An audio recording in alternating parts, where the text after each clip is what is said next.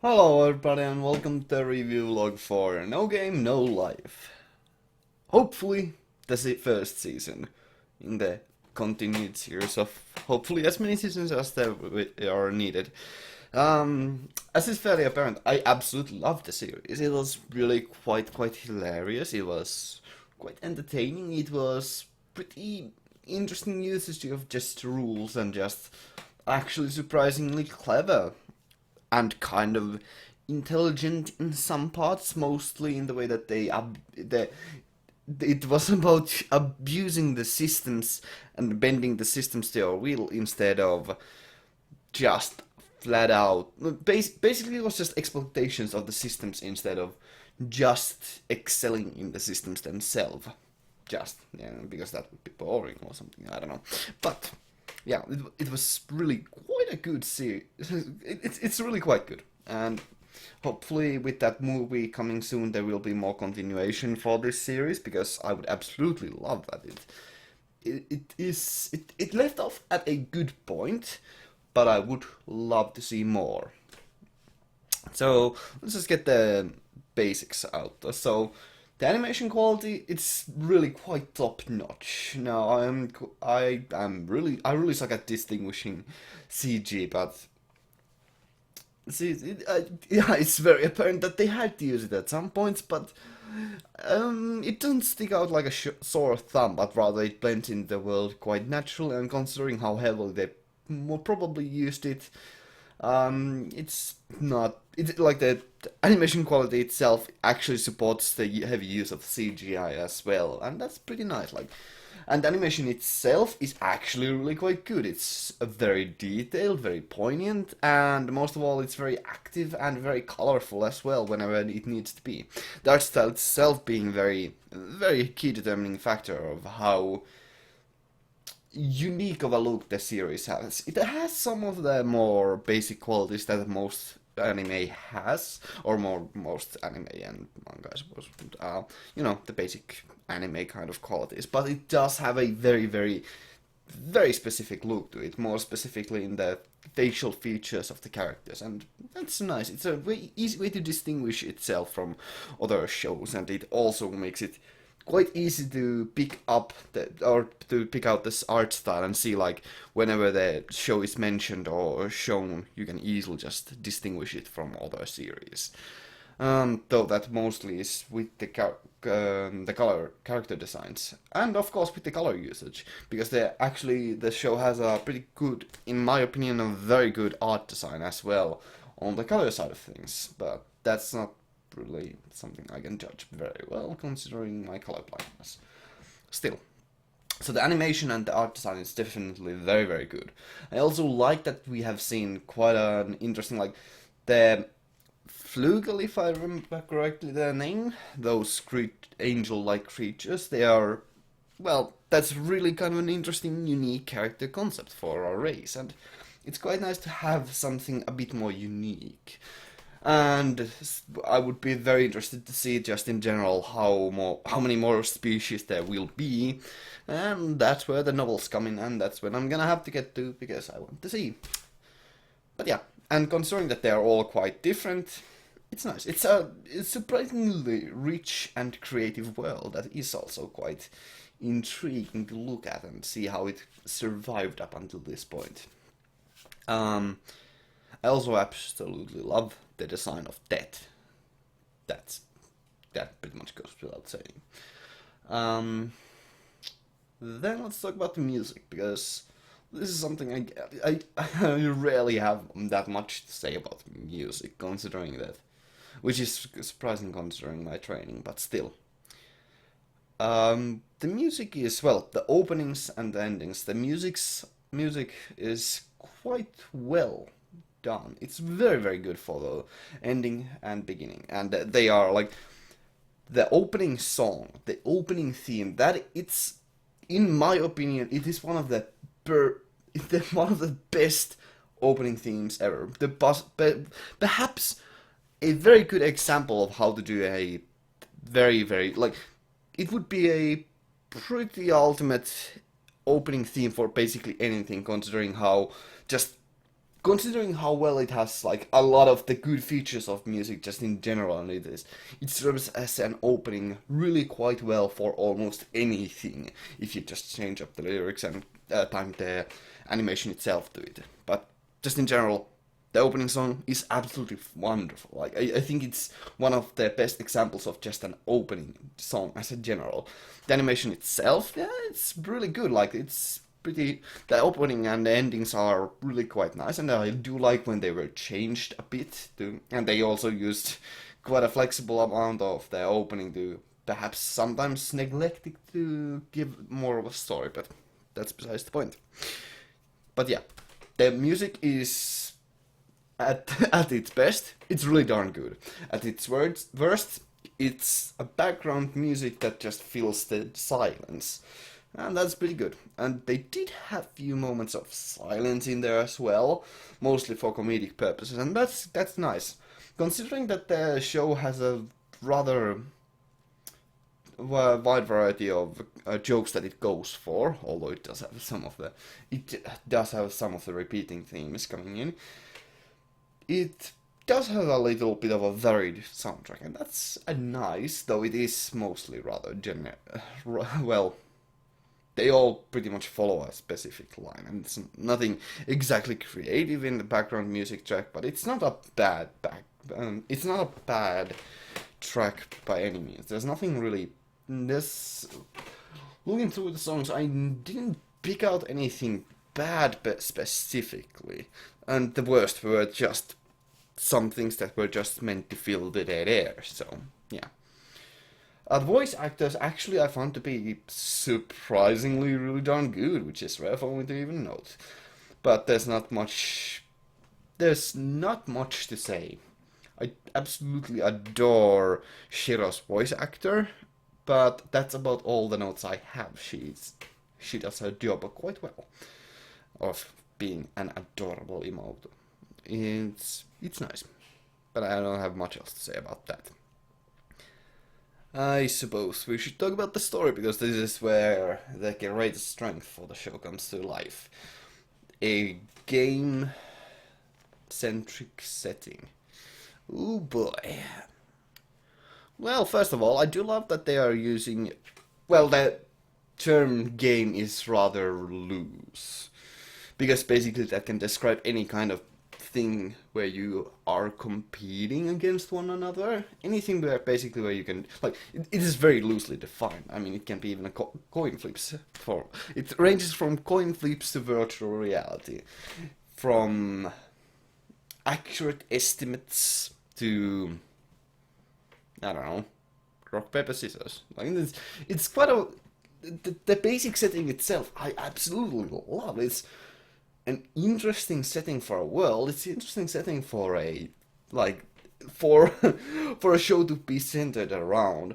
The fact that it's like two of the best or the best gamers of Earth taken in this realm is it's a nice one, and it's a good way to bring outsiders in the story and or the world and give us a good proxy to learn things by, and that's nice, I suppose. And they don't really feel out of place, and I absolutely love that they love that world, which is, well, I suppose a lot of gamers from our world would also feel like that, until they realize that the enemies or the opponents are most usually cheating, considering that magic is quite abundant.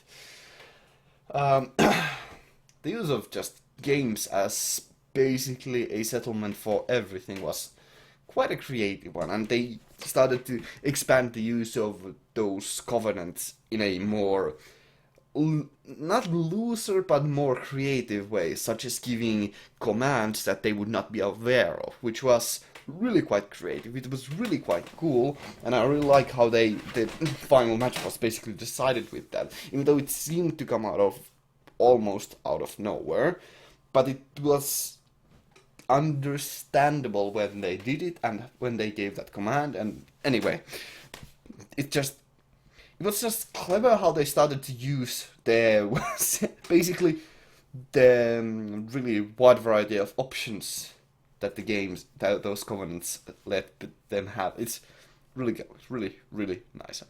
I love how wide a variety of options they have.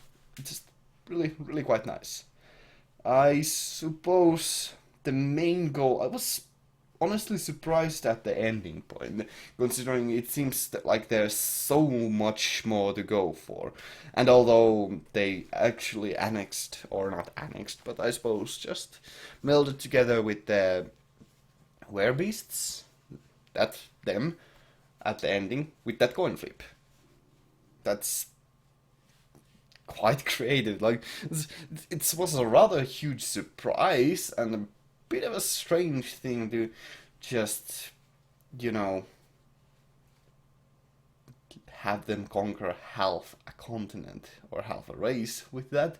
But that's just fine. I really do like that they really also that final sentiment with that the fact that they wanted to uphold the 10th covenant of let's have fun. That's great. That's pretty cool. That is still a rather a rather ambiguous what Covenant does, but I suppose all will come clear in due time or with those novels. I was surprised at how little they actually were able to conquer, all things considered. I was expecting them to just fully just blow out through a lot of the races, but I love that there's a lot more planning, a lot more preparation. It's not like the characters. I mean, it is very heavy wish fulfillment. Don't get me wrong; it's rather clearly that, or more specifically, it is still comedy, but it is also very. It's wish fulfillment for some, I suppose.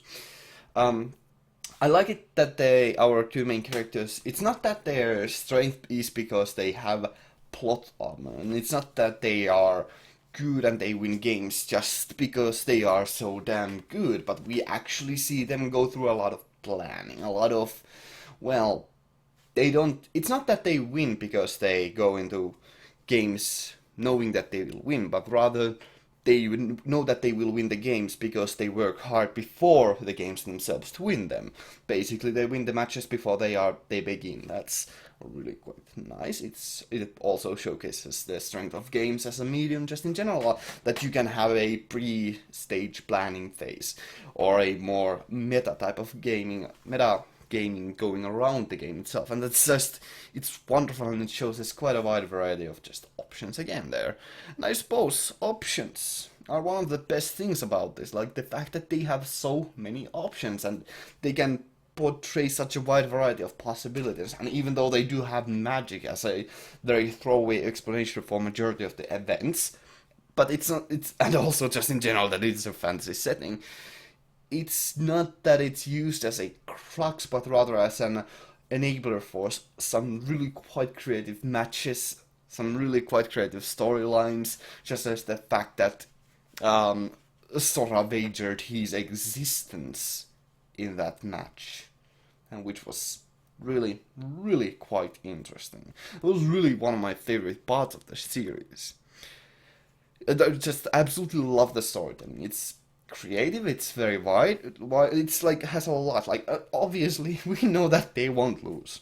That would never happen. It's rather easy to get that, and though it doesn't ever feel really that tense, at least to me, considering that it's very obvious that they would never lose. They do have these interesting fake outs there, and it's not that the it's not that the end goal is the important part because it's not that the struggles are the interest, or it is that the struggles are interesting, but it's not because we might be afraid that they might lose, but it's because they have so surprisingly convoluted yet reasonable ways of winning that it's really enjoyable to see how they win, how they beat against such insurmountable odds. It's very, very good, and very interesting, and very entertaining. I absolutely love the storytelling, and I do. I keep saying it, but I need to get those novels because they will be. I really need to see more about this. Though I suppose I might actually hold off until I get that that movie is released because I kind of want to go in that blind as well.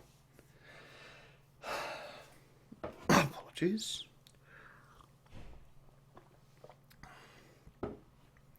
Then I suppose I should talk about the characters.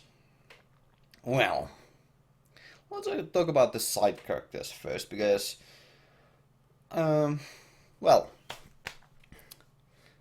they have a surprisingly wide variety of side characters, although the cast is really small. And majority of the side characters are also female, which, well, it's not bad. I don't personally mind the fan service, but I'll get on that with later. But the side characters, even though what's it like 4 out of 5 are females, they are also quite a wide variety of females, shall we say. They are quite varied and very different in all of mentality and strategy and ideals and all of that. And it's nice to see that. Then they do represent quite a wide of, well, just considering that they are, the side characters represent 3 different races. It's nice to see a lot of that kind of diversity there, and considering that they are also quite different and have different approaches to everything, it's nice.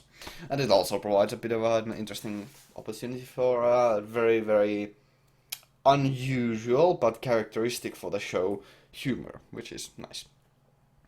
The side characters themselves, they are not very, well, deep. They are nothing very interesting, but they are functional, I should say. It's not that the main characters or the side characters are boring or anything like that, but it's that they are don't have much to them. They are simple to understand, which is not bad in my opinion. Like, they are not supposed to distract us from the main characters, and though the werebeasts themselves actually portrayed a bit more character to them, they are still rather simple to understand.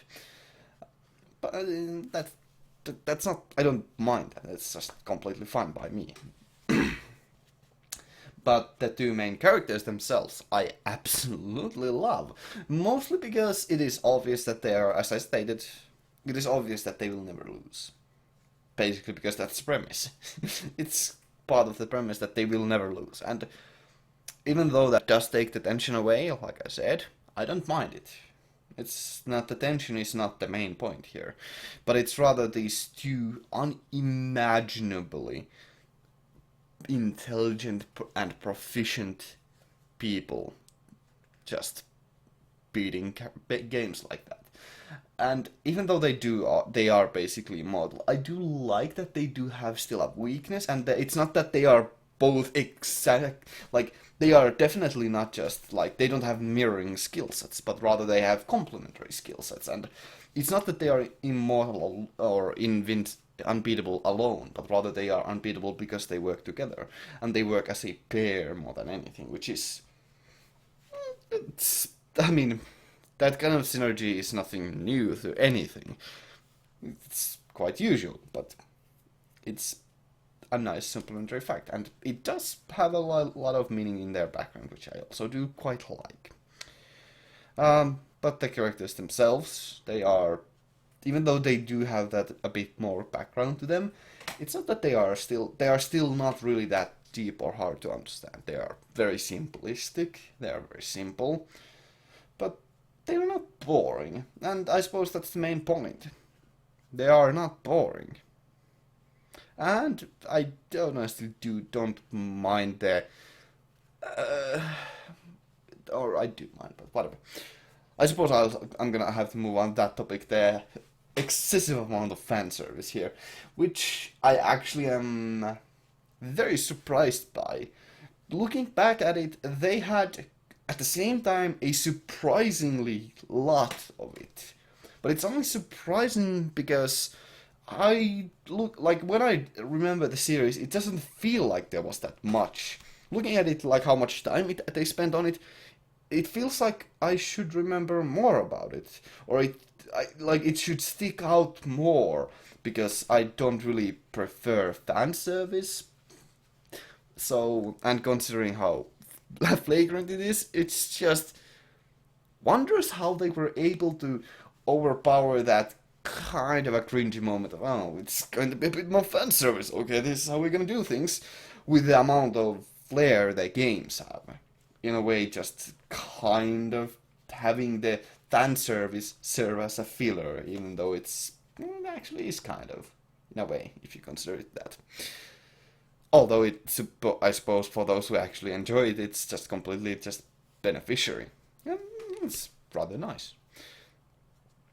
I don't actually mind it. Like looking at, they really did use it mostly as a comedic tool and more made fun about it than anything else. And that's fine. That's nice. That's how you should do it. And or I think you should do it. So, have anything bad to say about that? It's rather simple. They made fun of fan service, while at the same time having a moderate amount of it. While it never took central place, and it was never the main focus of the series, and it was just there, and it wasn't supposed to draw any attention away from the games themselves, but it was certainly used as a crutch for the jokes.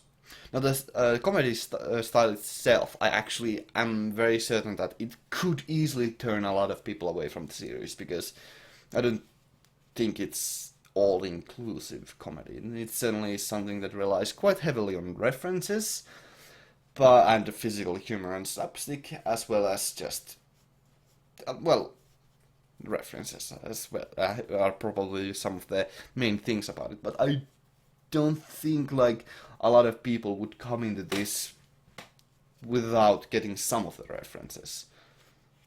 Although some would, and they would definitely not really enjoy it quite as much then. But I suppose the flair of the games would then distract them from that. It is really quite an interesting series that provides a lot of different, like it provides few different things done incredibly well with those, that an incredibly interesting setting, very creative use of games, and a kind of funny moments to it, being the very necessary thing to carry through most of the time between the games, and just having a surprisingly huge amount of references without actually being just very, very reliant on memes or references, which is, I suppose, really important. And yeah, it's really is a series that I would recommend to everybody to at the very least check out for one episode, because it is really good, it is really funny, and it is really enjoyable, and it is really quite entertaining in the best of ways. And hey, I don't think it is. Oh wait, actually, now that I think about it, the first episode might actually turn a lot of people away. The more I think about it, that might have actually been the worst episode. Huh. Well, I suppose you should maybe watch 2 episodes then. Which is quite something that the first episode would be the worst one. Not exactly sure about that, but yeah. It is really, I really enjoyed it. And I'm looking forward to so much more of it. Yeah. I would give it a hard recommendation. At the very least, give it a chance. If you like gaming. Or, comedy. Though it really didn't focus much on the game aspect itself. More so on the... Oh, right, I didn't even talk about the fact that the games themselves didn't focus on the gaming, but like I have talked about it a lot of during the commentaries, but I suppose I should give it a side note that yes, it is quite nice that the games themselves are not focused on the gameplay, but rather on the rules and how to bend those rules to your advantage. That's unexpected. I'm not exactly sure whether it's good or bad, but I think it's more inclusive to have this kind of a way to go around it. Don't know. Haven't really seen all that many shows centered around games. Although I suppose it could be interesting to see some kind of drama focused around like an MMORPG or something like that. or I don't know, something like that. Maybe. Don't know. But the show definitely didn't go that way. And I don't blame it for that, because this was just purely entertaining and it wasn't definitely a crapshoot, so yeah. It's a good series. It's really enjoyable. I probably will watch it again at some point because it's really quite nice. And my god, it has quite the flair. Well, now I thank you all just very much for watching, and I'll hope to you all in the future. Have a great day and stay awesome. Gamu out. Thank you very much for watching.